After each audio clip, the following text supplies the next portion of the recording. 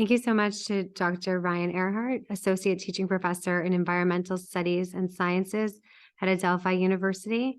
He's here tonight to speak with us on the environmental impact of significant project developments. Dr. Earhart earned his PhD in 2013 at the City University of New York Graduate Center. Welcome, and thank you so much for joining us. Thank you so much. I really appreciate getting the invitation. And so this is a very different environment for me than usual. I'm a professor at Adelphi. And so I usually start with music that segues into the topic. So I was thinking, like, what are like gambling songs? You know, like Bob Seger, Gambling Man. Like usually the music I pick is like so way too old for my students to know. But maybe in this setting, yeah. But yeah, a lot of the sort of pop culture, references to gambling, makes it sound fun and exciting and things. And of course, we have to look at the downsides as well. And so this is, I'm definitely walking around Garden City. I live in Queens, live in Kew Gardens, and take the train in, sometimes bike, sometimes walk, through Garden City, and certainly see the signs, say no to the casino and things like that. And so there's lots of different reasons, why people have feelings, both pro and con. So I guess when obviously for Environmental Advisory Board, you are all probably attuned to many of the different issues that might come up with large developments. So I guess when you see the plans from Las Vegas Sands, it's quite a different type of use of the land. One thing I notice, I guess this is just sort of overhead here with Charles Lindbergh. Oh, my pointer doesn't work on a screen. That's right. With Charles Lindbergh on the north and Hempstead Turnpike on the south there. That we all kind of know from our experiences there that this is a sea of parking lots. And so one thing, when we look at the drawings for the project, we notice, like, where did all that parking go? And if the plan would go forward for this massive development, you would assume even more need for parking, not less. And so it does beg a question then, are the parking garages, going to be put underground then? And so, we have to think about what types of impacts there would be environmentally. One thing, we can say about Long Island, of course, is that unlike New York City, where, we get water from upstate, using surface waters, Long Island water is groundwater. And we know how the pollution issues are affecting it. It's I'll have a slide later on showing it being one of the areas that is seeing groundwater depletion rates, right? So so also in here in this image, we can see from the plans of Las Vegas Sands. It looks like a pleasant environment and everything, but I guess it does sort of leave you some various questions about what would go where would parking be, and so for projects like this, the developers often have big kind of campaigns to convince folks about how wonderful it will be and everything. And so here, this is an article from the Times, talking about Las Vegas Sands plans to purchase the lease of the site, where the Coliseum is now. And one kind of funny thing about this article was they're mentioning it's a 2-hour train ride east of Midtown Manhattan. I that sounds like an awfully slow train. But importantly, maybe what they mean is that if you got on at Penn Station or Grand Central, got off at either Hempstead or Westbury or something, then walked, then it's a 2-hour trip. I'm not sure, but yeah, obviously this is kind of an error there. But I think again, what's interesting about this site choice is that it is not all that well served by public transportation, and so that means that this would be primarily automobile traffic coming into the area. So what what I was mentioning about the sort of the drive to whip up support for projects. Times ran another article back in August saying casino developers are funding children's sports. Some parents object that that this was kind of controversial, that they would go after kids basically to get them involved in soccer clinics and things like that, and maybe basketball camps as well. I think they may have even brought in a couple of big names. I can't remember who. Yeah. So, like they're obviously not, they're obviously worried that the proposal's not going to just win on its merits. They need to kind of win converts, through other subtle means. So, so one of the things that this article here is from casino.org. It said, the project must acquire New York State Environmental Quality Review Act, or SECRA, I think maybe is how we pronounce it. I'm not sure. That it requires all local, regional, and state governments to examine the environmental impacts along with social and economic considerations in approving substantial projects, such as Sand's $4 billion pitch, right? So, thankfully, we have this state law, because this, may prove to be, very important in this process. And, I think that we've seen oftentimes developers, kind of skip over this part or attempt to skip over this part. But this, was a relevant factor in recent developments. Here you see some of the specific language from New York State Department of Environmental Conservation. Down at the bottom it says it requires all local, regional, state government agencies to equally examine the environmental impacts along with the social and economic considerations for a certain project or action during their discretionary review. Agencies must follow multi-step SEQR decision process, which requires them to assess the environmental significance of all actions they have the power to approve, fund, or directly assume. So this is pretty significant, all actions. So, these things should be pretty, comprehensive, but it's, as I said, oftentimes this process is hurried through.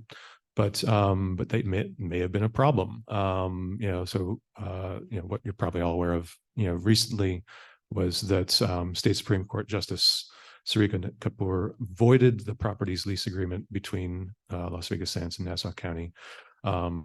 So for those who are opponents of the casino, they were probably very happy that Hofstra was, bringing a lawsuit against the county for for kind of hurrying this process through, right? That they said that there was not proper public hearings on the lease transfer, and that this quote unquote hard look was not given on the project's environmental impact, right? So obviously this is an area where there is Hofstra is right next door. And I think probably a lot of the professors and administrators at Hofstra are concerned that having a casino right next door is not really the right thing for a university. Nassau Community College also, just a tiny bit north of the site. Even Adelphi is, just a quick drive away. So, obviously a lot of folks feeling that this is not the right spot for this.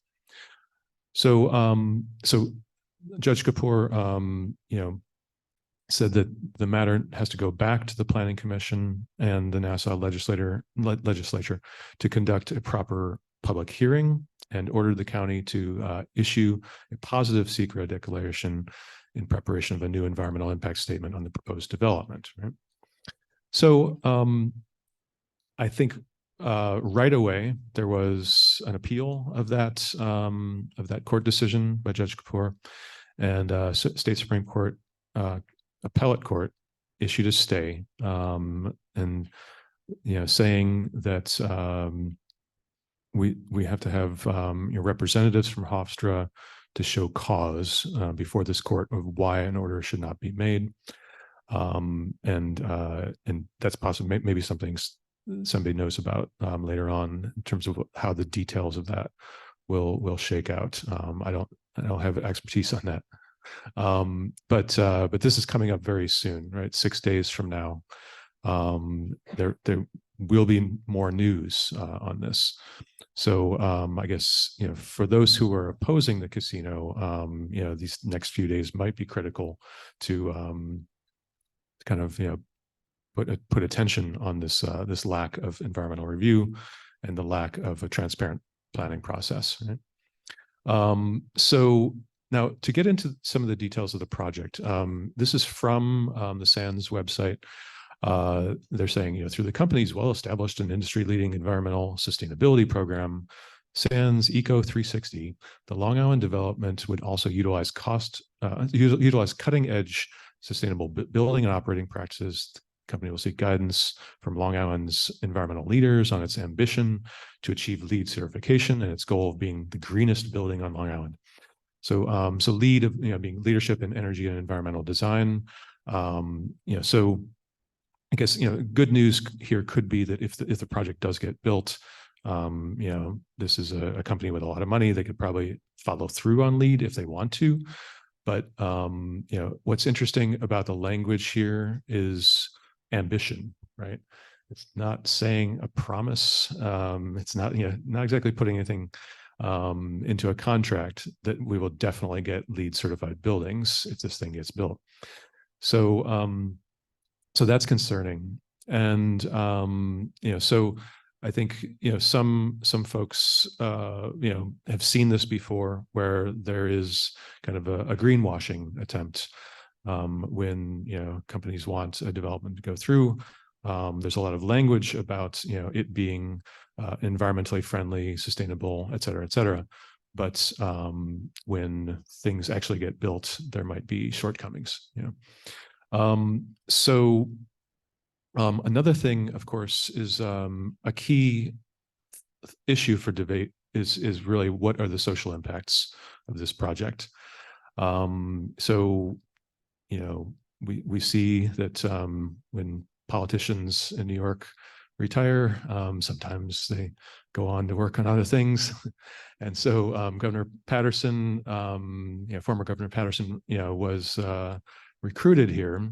And so I think, him being an African-American politician, giving, a stamp of approval is something, meaningful to a lot of folks.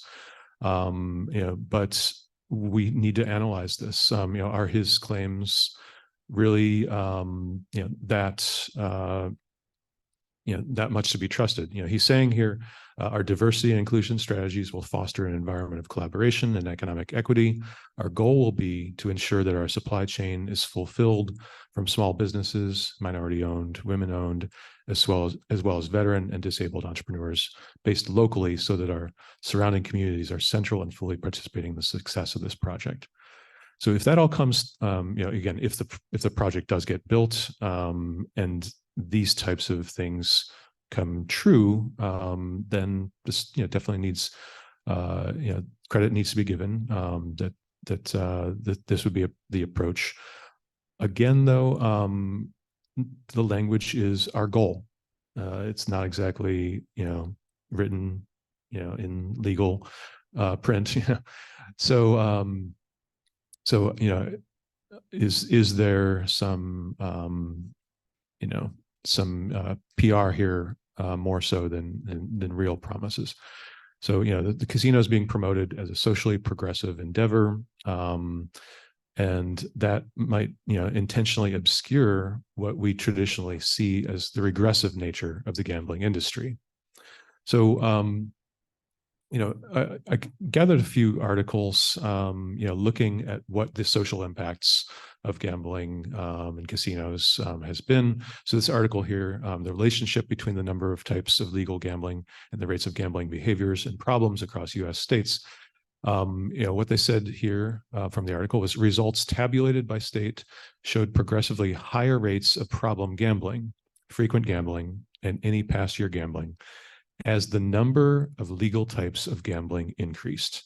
So just, to pause there. So basically, looking at this project, the research shows, that this would likely lead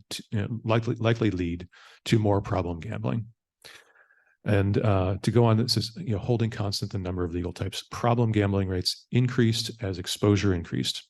States with longer exposure to legal lotteries or casinos tended to have higher rates of problem gambling.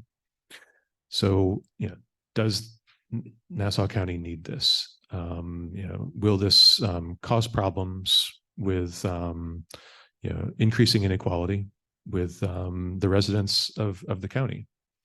Another study here called, the relationship between distance from gambling venues and gambling participation and problem gambling among U.S. adults, saying that the chances that the respondents gambled in the past year were frequent gamblers or were problem gamblers were greater if they lived close to a casino. So, so we want to think about, communities close by, Hempstead in particular, Uniondale, that these are basically targets, as customers, right? So, so let's think about demographic issues as well, right? Another article here: predictors of problem gambling in the U.S. Saying that adults who lived in disadvantaged neighborhoods also had the most problem gambling symptoms. We found that the prevalence of problem gamblers among adults was greater for males than females, declined with increasing age, was greater for Blacks and Hispanics than for whites, and declined with increasing socioeconomic status. So to break that down, of course, those who are having the most issues with problem gambling would be, non-white, Black and Hispanic, younger and middle-aged males. And there's quite a population, of, folks in Hempstead and, some of the surrounding communities in Nassau County, not to mention, Queens being close by as well, Southeast Queens especially. So, this, we have to think about what are the impacts for this community. What would be, if problem gambling rates increased, then what is happening with these populations? If, we can think of gambling operations basically being transfers of wealth. The house always wins. The folks who are using casinos are typically not, higher income folks. It is middle and lower income. So if we're seeing, the gambling establishments result in the transfer of wealth away from BIPOC, Black, Indigenous, and people of color communities, and people of lower socioeconomic status, i.e., lower income, then that has serious consequences for environmental justice. Less money available in families for proper nutrition, especially for kids. Reduced ability to afford safe and modernized housing that is not vulnerable to air, water, and noise pollution. All those things, causing stress, causing health problems. Thinking about increased health problems, lower productivity at work, what does that do to the economy of Nassau County? Increased financial burdens on female members of households who are less likely to be the ones with problem gambling habits. So we know very well, all the literature about pay imbalances, the unequal pay for equal work for women as opposed to men. So women are already in disadvantaged positions, and then if male breadwinners in the house are having problem gambling, then that's just going to mean that there's a tighter squeeze financially in those families. And what does that shake out to? What does that mean in terms of nutrition for the family? What does it mean for potential eviction if rent's not being able to be paid? Maybe not being able to afford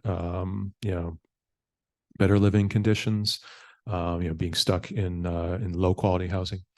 So in the meantime, we might see reduced property values as well, and that could lead to lower school budgets and lower quality schools. And we all kind of know about that can be a vicious cycle. If there is, if schools go downhill, then people don't want to stay in the community. They end up going elsewhere. And then that means more money is drawn out of the community. There's less of a tax base. Schools probably get cut again. City services start to get cut, and it's a downward spiral. So casino advocates in Nassau County, may say that the casino will pull in revenues from people who are not residents of the area. So first of all, I'm wondering if that's far-fetched. I know it's a very big project. Maybe it would have a wider draw than I'm imagining, but I don't really picture that this would be such a destination, like Las Vegas or something like that. So essentially, we're not talking about drawing money in from outside places, like in in human geography, we talk about the what's the basis of the economy, what are the things that pull in money from outside the community. And so this is probably not going to happen. The money that the casino will be making will probably be coming from within the community. So that ties into what I talked about on my last slide, right? But let's say hypothetically they're accurate with this prediction that this becomes a destination gambling area, right? Then from an environmental standpoint, that makes it all the worse. If we're seeing, airline, people using, air travel to get to the destination, that's one of the worst things in terms of greenhouse gas emissions. Like if we see that it's not just air travel, but you then need to do automobile transportation to get from JFK or LaGuardia, to the casino, then we're talking about a lot of greenhouse gas emissions from the automobiles as well. So to see on the map here, if we've got the Coliseum pretty much right there in the center. There are only 2 bus lines that are really within a walkable distance.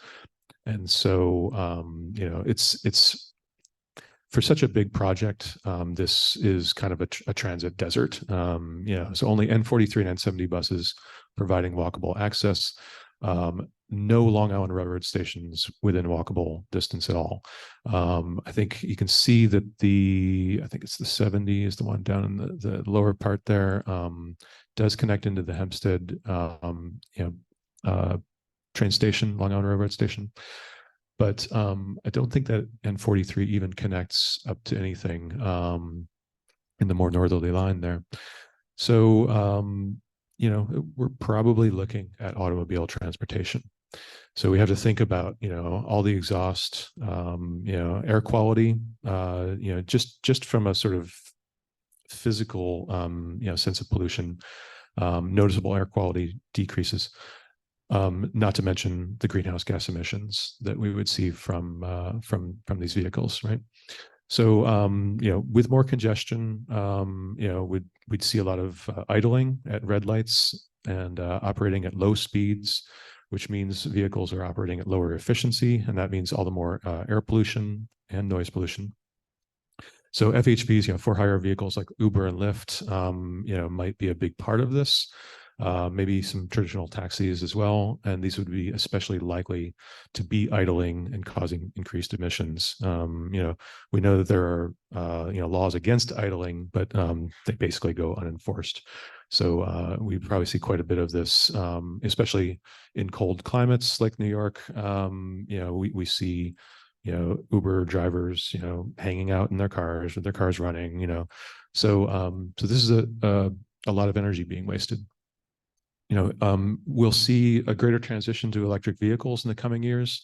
That will thankfully mean less air pollution, but importantly, it means increased pressure on the electric grid. We've already got a lot of stress on the electric grid. So, adding even more, obviously casinos are, lots of lights, lots of energy, a lot of electricity being used, the casino itself. But then when you also add in the transportation, if it's electric-based vehicles, that's a lot of electricity, that's going to be demanded. So, we have to think, would we, be expanding the grid even more than is already necessary if we see this? Now, another thing with vehicles, of course, is the parking. So plans show this dramatic reduction in the amount of parking in the area. What I'm guessing would be the case would be underground parking. That's more aesthetically pleasing, of course, than surface parking. But carbon emissions of building parking garages are very significant. Surface parking, there's not that much that goes into the building, but with cement, that's a major source of CO2 emissions. So subterranean parking can also have ecological impacts on soils and the water table. If there's multiple levels of subterranean parking, these impacts might be even more substantial. Cars, leaking oil and grease and coolants and things like that. So again, Long Island, we're very reliant on our aquifers. We're very close to them. This study here from Japan saying maintaining a proper environment in underground parking lots requires more equipment and consumes more energy than typical above ground parking lots. So all of this, increased greenhouse gas emissions really goes against, the things that we've been trying to strive for on state and county levels, right? The county, Nassau here saying they wanted to go carbon neutral by 2035. Long Island ranks 4th among major population centers for its exposure to the physical and economic risks of climate change, right? There's a lot of coastal communities which are at risk if we see sea level rise. We all know about storm surge issues, like what happened with Sandy in 2012. Those types of storms will become more and more frequent. So just adding even more carbon dioxide emissions and other greenhouse gases is just going to make this all the worse. Nassau County committing to reducing carbon emissions here in 2020, County Executive Laura Curran signing on to New York State's Climate Smart Communities program, which means reducing greenhouse gas emissions at the local level. The county has vowed to inventory, then decrease its energy use. So basically, how can that happen, with this major casino project? As Citizens Campaign for the Environment said, New York State has already passed the nation's most ambitious climate protection law. So this is something that New York, can really be proud about, but Nassau County must, take action to achieve the goals laid out in this critical legislation and be a leader in the fight for renewable energy. So, so with this one here, Climate Leadership and Community Protection Act, this is the state act that New York passed, most ambitious climate law in the nation, requiring New York to reduce economy-wide greenhouse gas emissions 40% by 2030 and no less than 85% by 2050. So, how does the casino project really fit into that? It just makes it all the more difficult. You could do different things, with that land. Obviously, we have an aging population. Maybe there could be senior housing, senior centers, things like that. Healthcare, hospitals, or maybe even renewable energy. It's not, probably not the type of thing that the Nassau County executive is really, thinking about in this case. But when we look at the Inflation Reduction Act of 2022, this is federal legislation, right? Offering incentives for the expansion of renewable energy and economic development of businesses that will be part of the transition to a lower carbon economy. Nassau County could take advantage of these incentives in numerous ways, perhaps even in terms of a development in the Nassau hub. I think, we could see, whatever, even if it is buildings that get built there rather than a solar farm or wind turbines or things like that, try to, make sure that there is, solar panels on basically all surfaces. So, if we're thinking about land use decisions for Nassau Hub, we have the risk of missed opportunities for renewable energy production. That would mean higher utility rates for local residents, as fossil fuels would basically remain in the mix longer and become, relatively more expensive than renewables. We all know natural gas prices, petroleum prices, these are going to be going up. Wind and solar will come down over time. And missed opportunities for renewable energy production will basically just mean more climate change, more sea level rise, more government money spent on adaptation measures, particularly in a county like Nassau County and Suffolk and New York City as well. Sea level rise meaning losses of many properties, outright losses, devaluation of others. And so if you're losing properties, devaluing certain properties, that's a reduction in property tax revenues and, shrinking governmental budget for social services and climate adaptation measures. And that's especially going to impact lower socioeconomic status residents and BIPOC residents. So I think, a lot of times, officials might see kind of dollar signs in their eyes, like, oh my gosh, $5 billion project, so many jobs. So, but they just forget all these negative impacts economically that are really long-term things, right? So, again, about water use, if the casino draws visitors to an area that's already experiencing a declining water supply, then this is only going to exacerbate the problem. Long Island will likely soon need to recycle most of its wastewater rather than sending treated wastewater to the ocean as they do now. And this is going to be an expensive process. So you can think about water bills going up. They would basically just go up even more if we're adding even more demands in the water supply. And, that this is going to happen sooner for the taxpayers of Nassau. We're going to have to foot that bill. In this, article here, America's using up its groundwater. We all think about, drought issues out in the American West. California has had issues in recent years. The Ogallala Aquifer, you could see there in the middle of the country, basically overdrawing its aquifer. But you also, if you kind of, zoom in on Long Island, over on the right side there, you see the entire thing is also, losing its groundwater levels over these last, 40 years. So in conclusion, a simple fact is that casinos transfer wealth from the poor and middle class to the rich. And I think, that is probably a thing that opponents of the casino need to focus on, especially. Casinos especially negatively impact, Black, Indigenous people of color, and low socioeconomic status residents, which jeopardizes their health, increases their exposure to environmental harms. We have a lack of public transit in the area, and that's going to mean increased use of vehicles, congestion, automobile emissions, and demands for electricity. The casino is going to be a dramatic backsliding on county, state, and federal aspirations and laws to promote sustainability. These are laws. They're not just aspirations. We really are supposed to be doing these things. And so, using the land for casino would also potentially be a missed opportunity for contributing to climate solutions. So Long Island's already in a crisis with its water supply and water quality. Casino would only exacerbate those issues. So I think looking ahead, a really meaningful state environmental quality review, needs to be done so that all these issues are pointed out. And finally, just opponents of the casino really need to build bridges with social justice and environmental justice advocates, because that means you're going to see a broader coalition of folks who have legitimate concerns about this project. Yeah, thank you.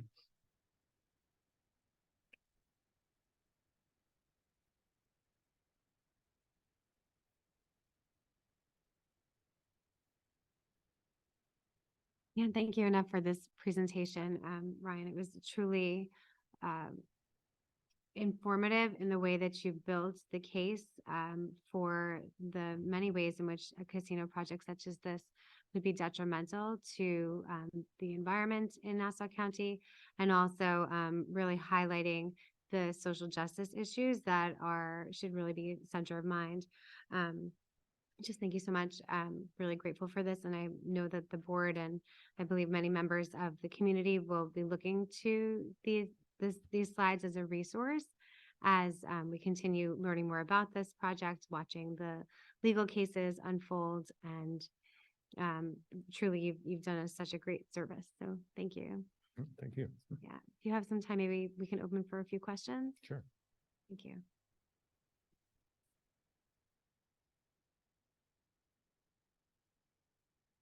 One of the things I just want to make sure people understand, if you're a developer, you want a negative CEQA report, all right? Whereas if you have a positive one, it means that's bad for the environment. So, so people tend to look at a positive CEQA. Oh, that sounds great. No, the positive CEQA will mean you're really screwing up the environment. You can't do this project. Okay. So when you see those words, the positive and negative doesn't necessarily imply the same result you're looking for. Thank you for the clarification. It's important. How do we get this in front of Bruce Blakeman and company? I mean, they really railroaded this through. I mean, it was disgusting, actually. There was so little pushback from our legislators. I don't know if they even know any of these things. Maybe Bruce Blakeman does, but I'm not so convinced that the legislators are conversant. Sir, I certainly wasn't conversant in all that you presented today, so. I'm sure they're conversant on terms of the tax revenues the county will get. Yes. That's all they're looking at. Understand also our third rail was pushed through by the MTA, promising lots of millions to all the communities along the side for the pickleball courts that were just built at one of my parks, right, in town of North Hempstead. The Village of Mineola got a whole bunch of property. So you have a lot of already paybacks, all right, set up. And I don't think they were looking for the long-term effect for communities, but rather the bottom line budget for the county. No doubt you're right.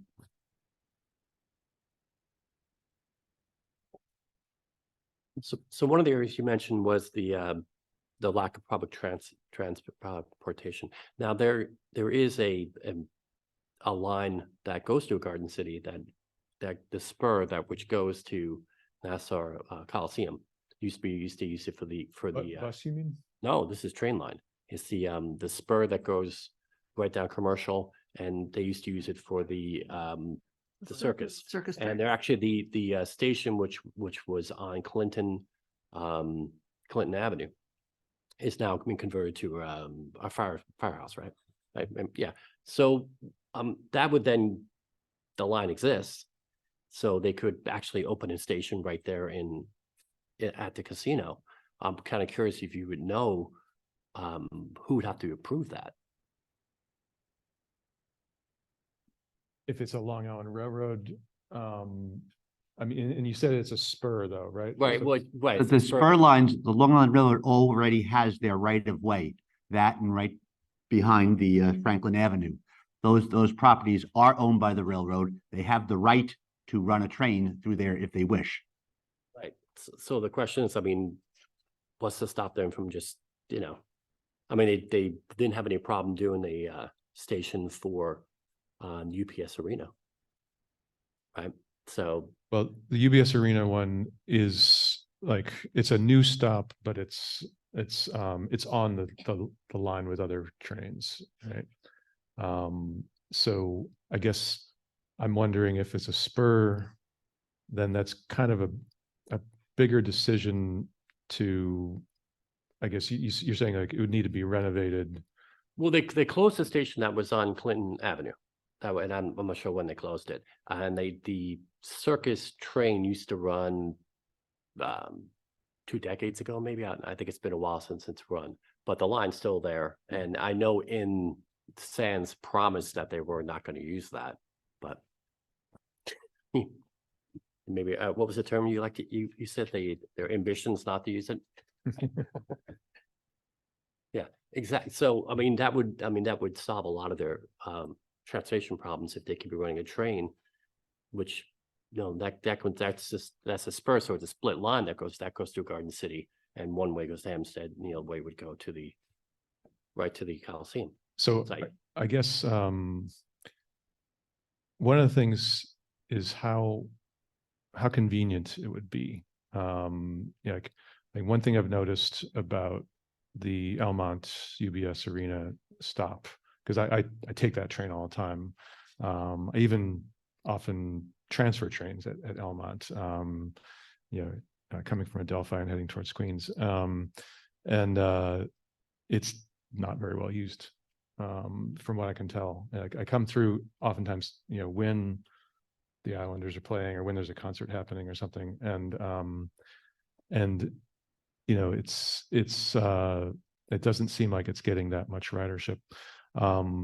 So I guess I would wonder if Long Island Railroad would really opt to open a spur thing, because it's not just adding a stop, but it would be like they'd have to like have a scheduled train that's just involving that.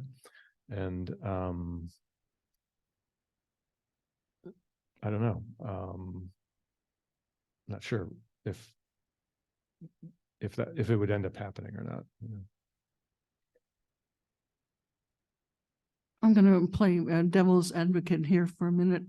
How do we know if the environmental impact of the proposed casino would be any worse than the environmental impact of the Coliseum that's been there for 40 years or however many years? I think issues of new construction, just a very massive complex, underground parking lots, presumably, and very high electricity usage. That sounds more, I guess one thing, maybe people here know, what would be the plan for the Coliseum building? Does it just continue to get used as is, occasional concerts and graduations and things like that? Or does it get repurposed?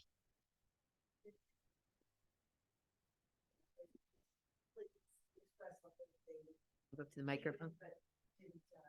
Didn't tie them down, and so my guess is they're gonna pull those.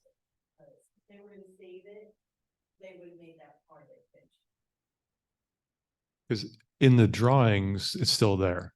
Yeah. So is that kind of their sneaky way of like, no, we're not going to be taking away your thing here, but they don't talk about actually using it. So the drawings are not contracts either. Mhm. So just the fact that, some people have expressed, hey, it's a Veterans Memorial Coliseum. They changed the name, but some people, people still think of it that way. They point to the history, the Islander games that were there. And so Blakeman says, well, I hope they keep it, but, we can't, tie their hands like that. So just that dialogue makes me think that it'll be torn down eventually.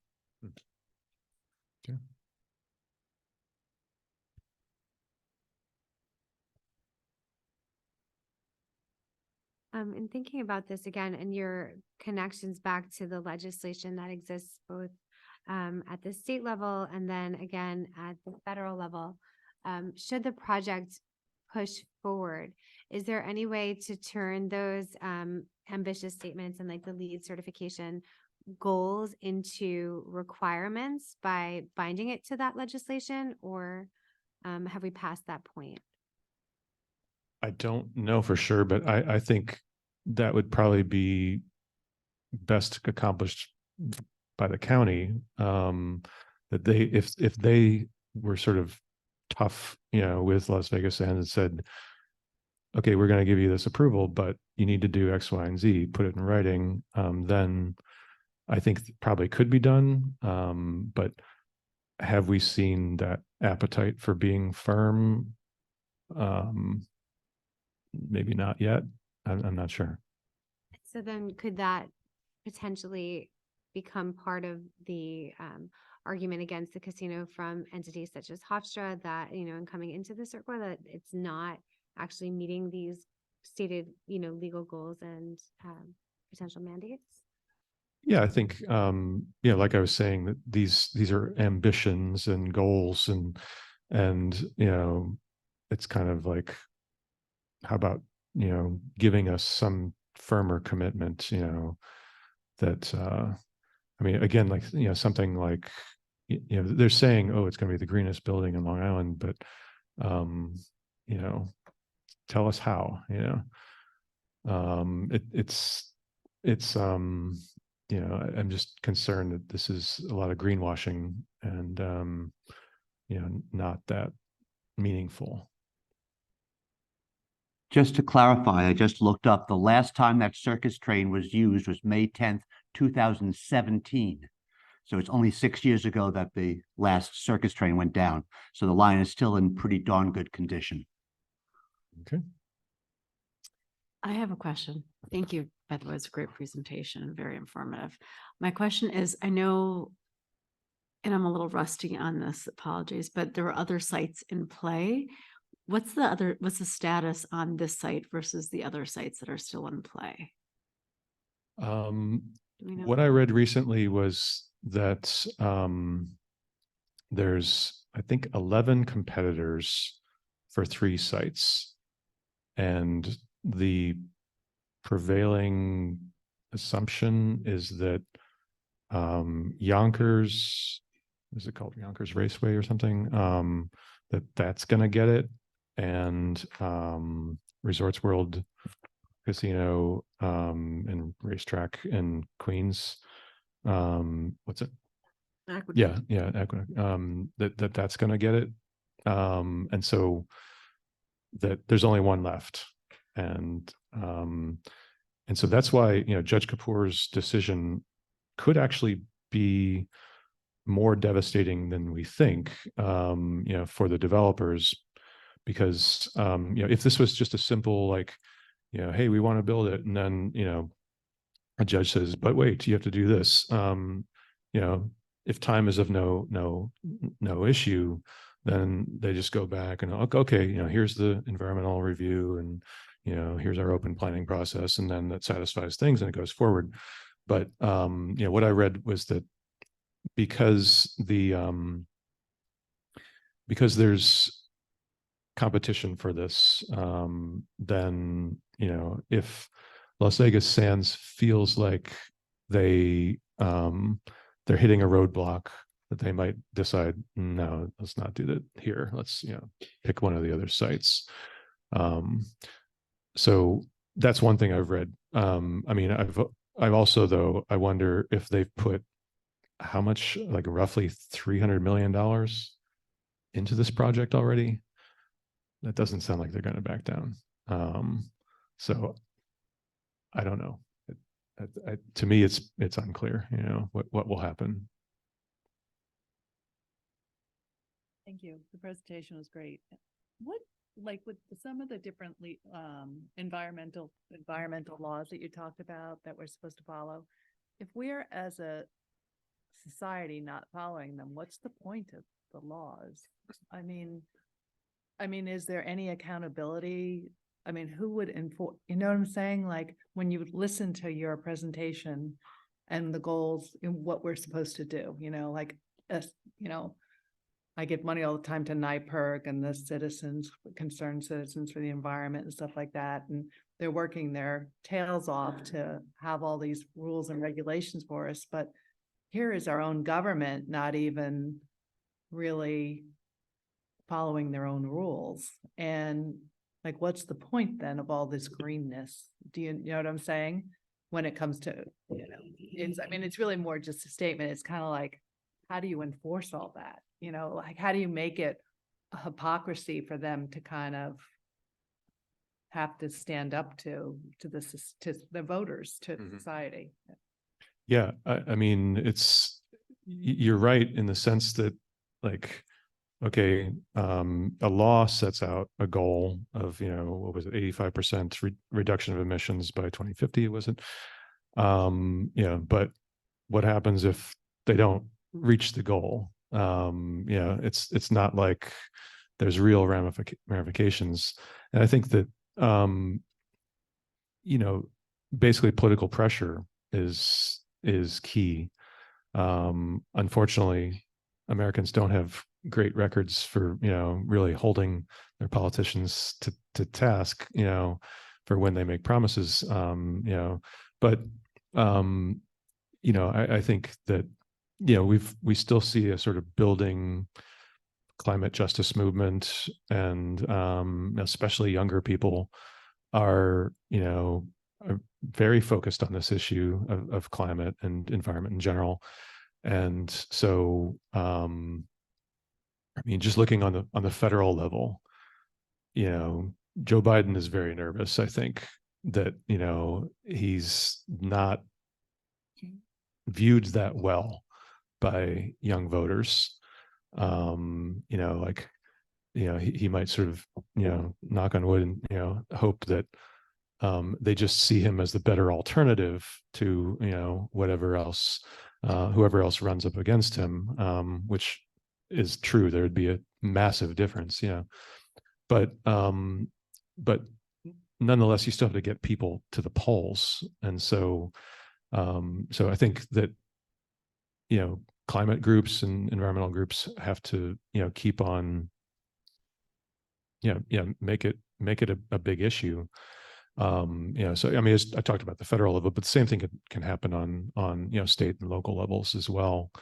That if I think no politician, at least no Democratic politician, wants to be seen as being antagonistic, or ignoring environmental issues, so yeah, I guess political pressure is the way to do it. Grassroots pressure on the politicians is the way to do it. So yeah, that's kind of my job, is to talk to young people every day about that. Not sure how well I'm doing, but yeah. Thank you. This was an excellent presentation, informative for all of us. Have you gone out to other groups with this? Or do you plan to go out to other groups with it? No, I haven't. This is the first group I've talked to. I think, talked a little bit in class on a couple things, but yeah, this is the first group I've talked to here. Yeah. What sense do you get from college students, if any, as far as their feelings about a casino and about these environmental issues that go along with the casino development? I haven't had that much feedback, to be honest, but I think that I think that students are not that interested in the casino. I think that, they don't see it as a priority. I don't think they necessarily object to it either, but they've got other things they're interested in, probably. And college students are not really seeing this as like, ooh, there's my chance for a job, because most of the jobs that are going to be at a casino are going to be, unskilled labor, kind of, things that you don't need a college degree for. And so, the jobs argument is not, for that population. I mean, obviously the jobs argument is more meaningful, for, maybe some people in Hempstead, for example, like, sure, like that can be enticing, but, we can think of other types of economic development to do with that property and other places around Nassau County that are potentially even better jobs, I mean, just thinking about, like I said, healthcare, Adelphi has a huge nursing program. Hofstra has a nursing program. Those are good paying jobs. And, I think that the population is going to get older, and, we're going to need more healthcare, or jobs in renewable energy. Those are, some of them are not the greatest paying, but some of them are pretty good, so, I guess I hope young people, kind of see that this is not really, I mean, I guess I like to think of the economy as like, what if you took all the dollars out? Like, just what exactly are we doing, right? Because I think, from, like you were saying, the, sometimes politicians, they just, like, ooh, revenues, and, that's what drives their thinking. But what exactly, what's accomplished at the end of the day? Oh, we have a place where people can go gamble. It's fun for some people, I guess. I don't know. What does it contribute socially to the fabric of the community? Not a whole lot. And what are the potentials for problem gambling, other associated crime, poverty? It just doesn't seem like it's a social contributor. I like reminding people, if you go to Atlantic City, you go to Las Vegas, any place that has gambling, you walk a quarter mile away from that gambling center, and it's really sketchy neighborhoods. Yeah. Mm-hmm. On the microphone so they can hear. Okay. Oh, are we on Zoom? Yes. Oh, I didn't know that. Okay. I have two questions. The first one is, well, actually, I have three things. Joshua Lafazan, the legislator that you have on one of your slides, was one of the legislators who voted yes to the lease transfer. At the hearings, there were no tough questions asked by our legislators, most of them. So none of this came up, and Kelly, no part of the SANS presentation was given any kind of tough question, any topic, environmental or otherwise. And the legislators were, 18 out of 19 were yes. Sorry, 17, one abstention and one no vote.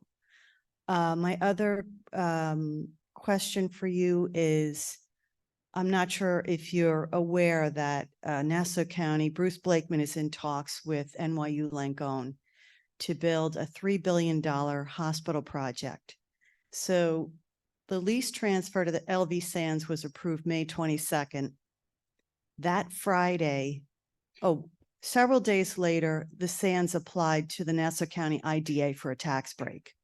So For a tax break? For a tax break, yes, they had the chutzpah to do that. Then on Friday before Memorial Day weekend, the Friday of Memorial Day weekend, in the afternoon, Blakeman announces that he is in talks with NYU Langone about where can they build a $3 billion hospital project, hospital and research facility campus wouldn't land at Nassau Community College be great for that?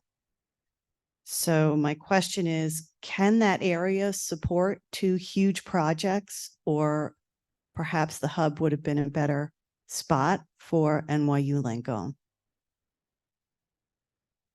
So you're saying that the spot that they were looking at for the NYU Langone thing would take away part of Nassau Community College's property? Mhm.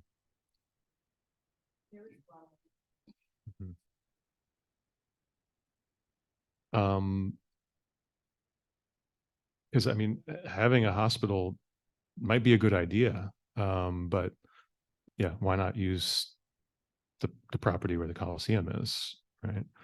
I don't know. I mean, I did teach a class once at Nassau Community College. It was really hard to get to using public transportation.